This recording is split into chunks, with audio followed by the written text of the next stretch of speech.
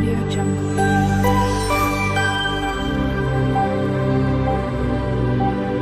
Audio Jungle. Hello everyone, જય શ્રી કૃષ્ણ. મારી ચેનલમાં તમારું સ્વાગત છે.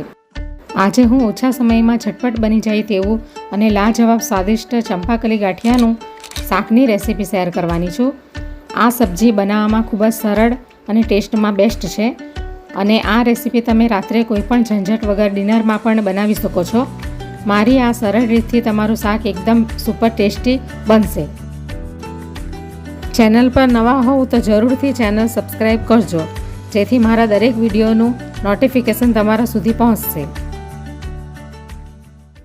તો આજે હું ચંપાકલીના ગાંઠિયાનું શાક બનાવવાની છું. તો એના માટે મેં આ એક બાઉલ ચંપાકલીના ગાંઠિયા લઈ લીધા છે અને આ બાકીના ઇન્ગ્રેડિયન્ટ્સ હું બનાવતી જઈશ અને કહેતી જઈશ. તો હવે આપણે ચાલુ કરીએ. તો ગેસને આપણે મીડિયમ ફ્લેમ પર જ રવા દઈશું. હવે સૌથી પહેલાં એની અંદર એક મોટા ચમચા જેટલું તેલ નાખી દઈશ અને એક ચમચા જેટલું ઘી નાખી દઈશ. આ ઘી નાખવાથી ટેસ્ટ એનો એકદમ સરસ આવશે.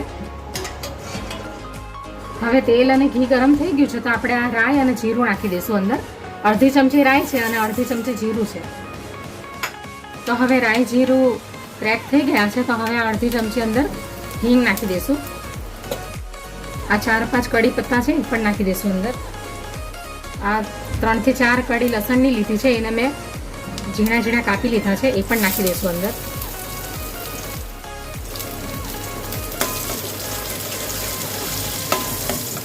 હવે આ 2 મીડિયમ સાઇઝના કાંદા લીધા છે, એને મેં આવી રીતે કટ કરી લીધા છે, એ હવે નાખી દઈશું અંદર. હવે થોડા કાંદાને આપણે ગુલાબી થવા દઈશું. હવે આપણે એની અંદર આ આદુ મરચાંની પેસ્ટ નાખી દઈશું. તમને જેટલું તીખું જોતું હોય એ પ્રમાણે તમારે લઈ લેવાનું. હવે આપણે આ 2 મીડિયમ સાઇઝના ટામેટાં લઈ લીધા છે, એને પણ મેં કટ કરી લીધા છે, એ હવે નાખી દઈશું. તમારે ટામેટાની પેસ્ટ નાખવી હોય તો તમે પેસ્ટ પણ નાખી શકો. હવે એની અંદર હું આ સ્વાદ પ્રમાણે મીઠું નાખી દઈશ. ગાંઠિયાની અંદર ઓલરેડી મીઠું આવે જ છે એટલે પ્રમાણસર મીઠું નાખવું. હવે આપણે મિક્સ કરી લઈશું. હવે આપણે 2 થી 3 મિનિટ એને ઢાંકીને મેલ્ટ બરાબર થવા દઈશું એને. પછી બાકીના આપણે મસાલા નાખીશું. તો હવે 2 થી 3 મિનિટ થઈ ગઈ છે તો હવે આપણે ઢાંકણું ખોલી કાઢીએ. અને ટામેટાં અને કાંદા મેલ્ટ થઈ ગયા છે તો હવે એની અંદર આપણે આ મસાલા નાખી દઈએ. 1 ચમચી કાશ્મીરી લાલ મરચું છે, અડધી ચમચી હળદર છે, એક ચમચી જેટલું ધાણા જીરું છે અને આ અડધી ચમચી ગરમ મસાલો છે અને આ 2-3 ચપટી જેટલી સૂકી મેથી આવે છે ને, કસ્તુરી મેથી, એ છે. તો હવે આપણે એ નાખી દઈએ અંદર.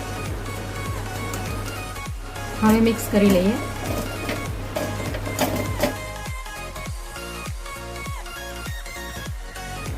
સેવ ગાંઠિયા, સેવ ટામેટા એનું શાક ખાસ કરીને ચોમાસામાં જ બનાવવામાં આવે છે અને ઝટપટ રેસીપી તૈયાર કરવી હોય તો આ બેસ્ટ ઓપ્શન છે અને ટેસ્ટમાં પણ બેસ્ટ લાગશે.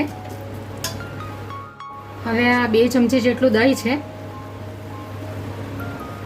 મીડિયમ દહીં લીધું છે, બહુ ખાટું નથી લીધું. હવે આપણે એને 2 મિનિટ સુધી હજી ચડવા દઈશું.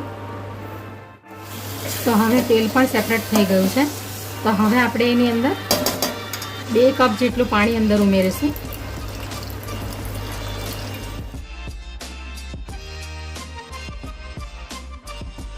આ ગ્રેવીની અંદર પાણી એટલા માટે થોડુંક નાખ્યું છે મેં કે આ ગાંઠિયા એની અંદર હું નાખીશ તો ગાંઠિયાની અંદર બધું પાણી ગાંઠિયા ચૂસી લેશે એટલે એકદમ કોરી સબ્જી થઈ જશે. તો થોડીક ગ્રેવીવાળી સબ્જી હોય તો વધારે સારું પડશે. હવે આપણે એની અંદર ગાંઠિયા નાખી દઈશું.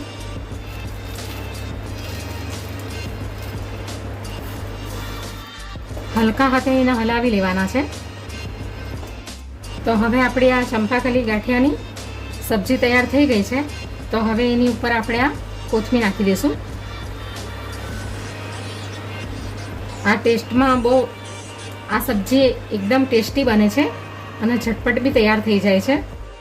આ રેસીપી ખાસ કરીને ચોમાસામાં બનાવવામાં આવે છે અને રાતે ડિનરમાં પણ આપણે એને ખાઈ શકીએ છીએ અને આપણે એને ગમે ત્યારે પણ ખાઈ શકીએ છીએ, કારણ કે આ ખૂબ ઝટપટ બની જાય છે અને ટેસ્ટમાં પણ સારી લાગે છે. તો હવે આપણી સબ્જી તૈયાર થઈ ગઈ છે, તો હવે આપણે ગેસને બંધ કરી દઈશું. હવે આપણે એને સર્વ કરી લઈએ.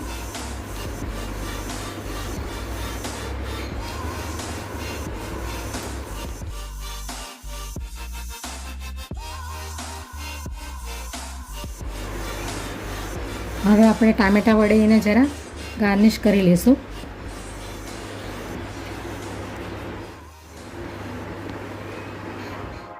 તો તૈયાર છે આપણું ચંપાકલી ગાંઠિયાનું શાક.